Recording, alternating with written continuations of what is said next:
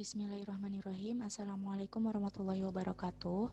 Pada video kali ini, Miss akan menjelaskan tentang materi makromolekul, tepatnya pada karbohidrat.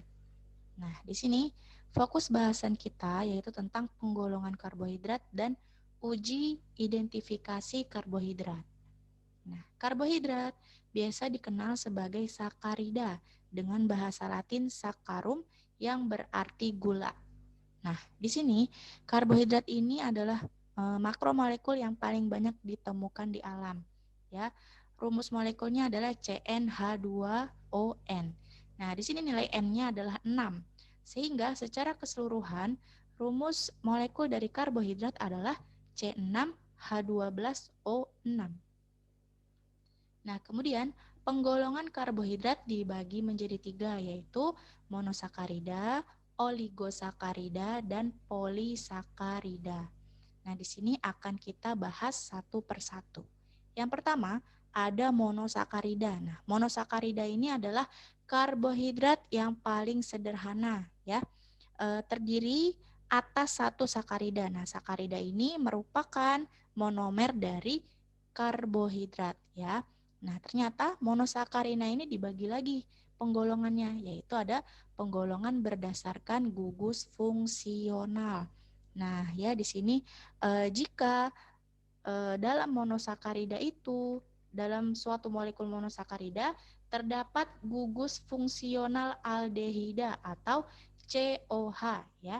Jika kalian melihat suatu struktur molekul terdapat COH, berarti mengandung gugus aldehida, namanya adalah aldosa, ya. Nah, jika gugus fungsional yang terdapat dalam suatu molekul itu adalah keton atau CO, namanya adalah ketosa, ya, ketosa. Nah, kemudian penggolongan kedua dari monosakarida adalah berdasarkan jumlah atom C-nya. Nah, jika monosakarida itu terdiri dari 3 atom C, namanya adalah triosa, 4 tetrosa, 5 pentosa, dan 6 heksosa. Nah, di sini ada contohnya. Pada rumus molekul yang pertama di sini, rumus strukturnya, di sini kita lihat dulu nih rantai utamanya kira-kira ada berapa sih jumlah C-nya. Nah, di sini ada 1, 2, 3, 4, 5, 6. Nah, kalau ada 6 namanya apa tadi? Heksosa, ya. Nah, karena di sini terdapat gugus fungsinya adalah aldehida, maka namanya adalah aldoheksosa atau nama lainnya adalah glukosa. Nah, sekarang rumus molekul yang di tengah, rumus struktur yang di tengah, kita lihat jumlah atom C-nya ada berapa ini? 1, 2, 3, 4, 5, 6. Ada 6 berarti heksosa, ya. Nah, karena gugus fungsinya di sini adalah keton, maka namanya menjadi ketoheksosa atau nama lainnya adalah fruktosa, ya. Nah, dan kemudian struktur molekul yang di sebelah kanan ini, nah di sini kita lihat jumlah atom C-nya ada berapa nih? 1, 2, 3, 4, 5. Nah, kalau 5 tadi namanya adalah pentosa. Nah, karena gugus aldehida, gugus fungsionalnya di sini adalah aldehida, berarti namanya menjadi aldopentosa atau nama lainnya adalah ribosa, ya. Nah, di sini glukosa. Glukosa itu biasa terdapat di mana? Nah, biasanya ini sering atau berguna sebagai nutrisi sumber energi, ya. Biasanya terdapat pada roti, gandum, dan lain sebagainya. Nah, sedangkan kalau fruktosa, fruktosa ini dia sering terdapat pada pembuatan minuman ringan, contohnya seperti soft drink atau sirup kayak gitu ya, karena mempunyai tingkat kemanisan paling tinggi. Nah, kemudian setelah kita mempelajari penggolongan dari monosakarida, di sini ada tata cara penulisan perputaran monosakarida, ya. Jadi perputaran itu ada yang berputar ke kanan, ada yang berputar ke kiri. Nah, sekarang kita lihat di sini. Nah, pada rumus molekul rumus struktur yang di sebelah kiri, di sini kita lihat karbon asimetris dengan nomor terbesar itu ada di C nomor 5. Nah, di sini ada 1, 2, 3, 4, 5.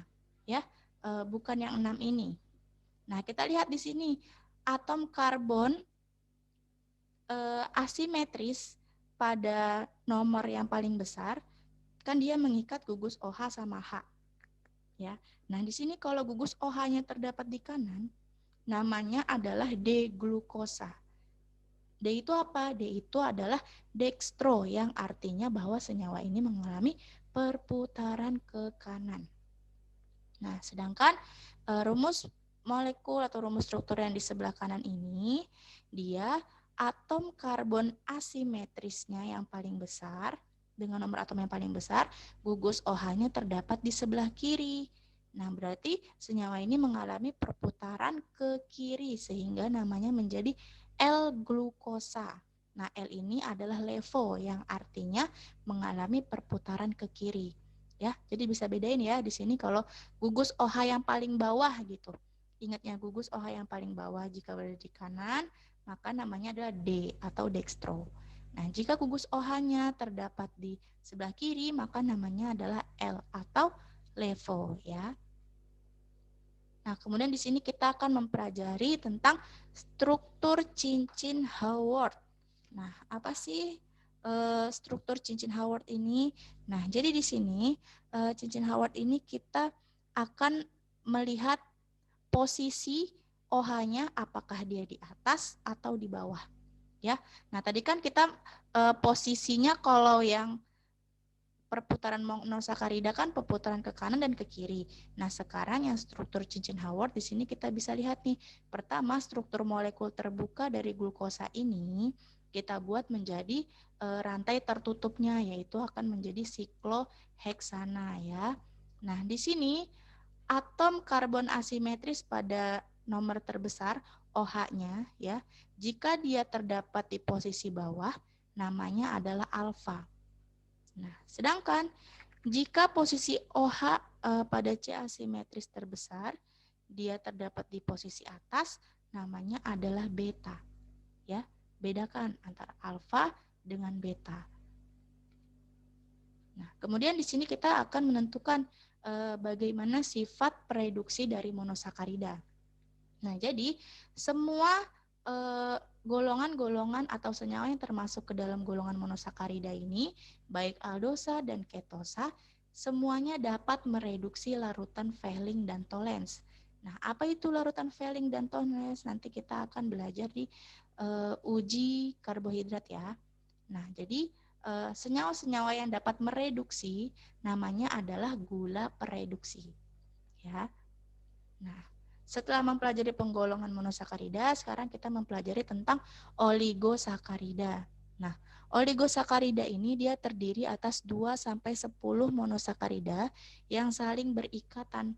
Nah, ikatan antara monosakarida dengan monosakarida yang lain, dia akan membentuk ikatan glikosida. Ya. Nah, di sini contoh oligosakarida yang paling banyak terdapat di alam yaitu adalah dalam bentuk disakarida atau yang terdiri dari 2 monosakarida. Nah, di sini contohnya ada sukrosa nih. Nah, sukrosa itu terdiri dari fruktosa dan glukosa. Nah, fruktosa dan glukosa ini ketika mereka bergabung atau berikatan dinamakan sebagai gula inversi. Ya. Nah, struktur dari sukrosa itu adalah ini ya, gabungan dari fruktosa dan glukosa. Fruktosa itu adalah siklopentana atau rantai tertutup dengan C berjumlah 5, sedangkan glukosa yaitu adalah sikloheksana ya, atau segi 6 nih, atau rantai tertutup dengan jumlah atom C-nya 6. Ya, jadi jika kalian melihat struktur di sini ada fruktosa berikatan dengan glukosa, berarti ini adalah struktur dari sukrosa. Nah, kemudian di sini sukrosa itu dia itu terdapat di mana? Nah, sukrosa ini dia ini sering atau biasa kita temukan di dapur. Nah, itu biasanya sebagai gula pasir ya. Nah, dia ini sebagai pemberi rasa manis pada berbagai jenis makanan. Nah, sukrosa ini juga banyak terdapat sebagai pengawet bahan-bahan makanan ya, dalam bentuk manisan maupun asinan kayak gitu. Atau yang bisa kita kenal, gula pasir di dapur gitu, itu namanya adalah sukrosa. Nah, kemudian di sini kita akan mempelajari tentang laktosa. Nah, laktosa ini terdiri dari galaktosa dengan glukosa. Nah, rumus strukturnya adalah ini nih. Glukosa dengan galaktosa bedanya apa? Bedanya di sini, kalau galaktosa pada C atom nomor 4 posisi OH-nya terdapat di atas. Nah, sedangkan pada glukosa pada C atom nomor 4-nya ini gugus OH-nya terdapat di bawah ya. Nah, ketika mereka bergabung di sini akan terikat pada gugus OH-nya masing-masing. Ya, sehingga di sini glukosa dengan galaktosa ini adalah struktur dari laktosa. Nah, laktosa ini biasanya sering terdapat pada susu ya, atau gula pada susu itu namanya adalah laktosa. Nah, kemudian di sini kita mempelajari tentang maltosa. Nah, maltosa ini terdiri dari 2 molekul glukosa. Nah, di sini jadi ada glukosa dengan glukosa ya. Di sini dengan rumus struktur yang sama saling berikatan, berarti ini namanya adalah maltosa. Nah, maltosa ini biasanya sering digunakan sebagai pemanis dalam produk makanan bayi, ya, seperti biskuit dan lain sebagainya. Nah, kemudian bagaimana dengan sifat reduksi dari oligosakarida? Nah, jadi di sini dibagi menjadi 2. Ada yang bertindak sebagai gula pereduksi dan ada yang bertindak sebagai gula non pereduksi, ya. Yang bertindak sebagai gula pereduksi siapa aja? Yaitu ada maltosa, laktosa, dan selobiosa. Sedangkan yang bertindak sebagai gula non pereduksi adalah sukrosa, rafinosa, stakiosa, dan verbascosa, ya. Di sini bisa kalian catat atau bisa kalian pahami. Nah, kemudian kita masuk ke penggolongan terakhir, yaitu penggolongan polisakarida. Nah, polisakarida ini adalah karbohidrat yang terdiri dari banyak monosakarida. Nah, contohnya yang pertama di sini adalah pati atau amilum ya. Nah, biasanya amilum ini sering kita temukan pada jagung, tapioka, kentang, dan lain sebagainya ya, yang digunakan sebagai bahan baku pembuatan makanan kayak gitu. Nah, di sini amilum ini terdiri dari 2 jenis. Pertama ada amilosa dan ada amilopektin ya. Amilosa itu adalah strukturnya yaitu dia berupa rantai lurus nih, ya kan, rantai lurus. Nah, sedangkan kalau amilopektin ini adalah strukturnya bercabang ya. Monosakarida ini dalam bentuk bercabang ya. Nah, kemudian contoh polisakarida yang lain itu ada glikogen. Nah, glikogen ini terdapat gitu ya paling banyak dalam otot kita gitu ya. Gula-gula yang terdapat dalam otot kita itu namanya adalah glikogen. Nah, ini untuk struktur dari glikogen itu sendiri. Nah, kemudian ada selulosa. Nah, selulosa ini banyak digunakan dalam kegiatan industri ya, antara lain dalam pembuatan kertas, krayon, kemudian di dalam kayu-kayu ya, atau serat tumbuhan kayak gitu. Nah, untuk struktur dari selulosa sendiri ini adalah seperti ini ya, bisa kalian gambar di buku tulisnya atau bisa kalian ingat-ingat struktur bentuk strukturnya seperti ini. Nah, kemudian setelah kita mempelajari tentang penggolongan karbohidrat, kita masuk ke uji identifikasi karbohidrat. Nah, yang pertama ada uji molis ya. Jadi jika suatu larutan kita reaksikan dengan naftol dan asam sulfat, dia akan menghasilkan warna merah keunguan, berarti larutan tersebut positif mengandung karbohidrat. Nah, tapi jika tidak menghasilkan perubahan warna, berarti larutan yang kita uji ini tidak mengandung karbohidrat di dalamnya, kayak gitu. Nah, kemudian yang kedua ada uji Seliwanov ya. Jika suatu larutan kita reaksikan dengan HCl dan resonisol 0,5%, kemudian menghasilkan warna merah, maka larutan tersebut mengandung karbohidrat atau positif karbohidrat. Ya, tapi jika tidak mengalami perubahan warna, maka larutan tersebut negatif atau tidak mengandung karbohidrat di dalam larutannya. Nah, kemudian di sini ada uji Benedict dan uji Fehling ya. Biasanya uji Benedict dan uji Fehling ini fokus utamanya itu adalah digunakan untuk menguji gula preduksi. Nah, tadi kan monosakarida, oligosakarida, olisakarida kan dia terdapat jenis-jenis gula reduksi. Nah, jika suatu larutan yang mengandung karbohidrat tersebut kita reaksikan dengan CuSO4 dan Na2CO3 atau dengan uji Benedict, dia akan membentuk endapan merah bata. Berarti larutan tersebut positif atau mengandung gula-gula pereduksi, ya, baik dari monosakarida, oligosakarida ataupun polisakarida. Nah, jika tidak menghasilkan perubahan warna, berarti larutan tersebut negatif dari karbohidrat atau tidak mengandung senyawa-senyawa golongan karbohidrat, ya. Nah, di sini sebenarnya hampir sama nih uji Benedict dengan uji Fehling. Kalau uji Benedict, dia reaksi yang digunakannya adalah CuSO4 sama Na2CO3. Nah, kalau uji Fehling yang digunakan adalah natrium kalium tartrat, ya. Nah, di sini hasilnya sama-sama menghasilkan endapan merah bata. Nah, yang harus kalian ingat, uji Benedict dan uji Fehling ini digunakan untuk mengidentifikasi atau menguji adanya gula reduksi dalam suatu larutan. Nah, dan kemudian kita masuk ke uji Barfoot. Ya, uji Barfoot ini adalah digunakan untuk menguji atau mengidentifikasi adanya monosakarida di dalam larutan. Nah, jika ada suatu larutan, kemudian kita reaksikan dengan tembaga 2 asetat, lalu menghasilkan endapan merah, maka larutan tersebut positif atau mengandung monosakarida. Ya, di sini ada gambarnya. Nah, tetapi jika larutan tersebut tidak menghasilkan perubahan, maka larutan tersebut tidak mengandung karbohidrat atau tidak mengandung monosakarida. Seperti itu.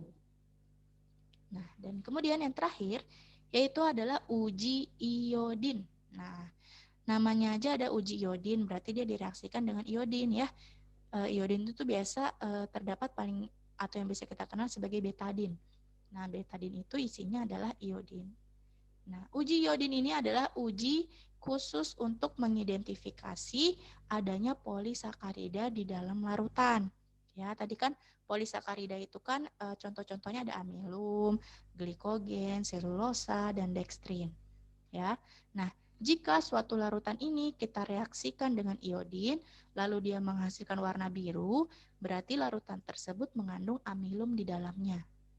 Nah, tetapi jika menghasilkan warna merah anggur atau merah keunguan, maka larutan tersebut akan berarti larutan tersebut mengandung dextrin. Nah, jika suatu larutan kita reaksikan dengan iodin lalu menghasilkan warna merah coklat, maka larutan tersebut mengandung glikogen. Ya. Nah, dan jika suatu larutan kita reaksikan dengan iodin menghasilkan warna coklat, maka larutan tersebut mengandung selulosa. Nah, kalau di gambar ini, dia kan awalnya coklat nih, kemudian berubah menjadi biru ya di sini.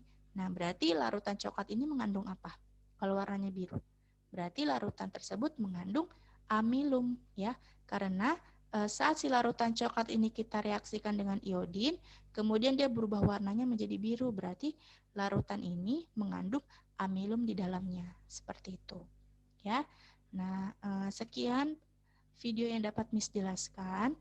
Selebihnya bisa kalian pahami dan bisa kalian catat ya supaya kalian bisa lebih paham lagi untuk mengimplementasikan materinya. Kurang lebihnya mohon maaf. Wassalamualaikum warahmatullahi wabarakatuh.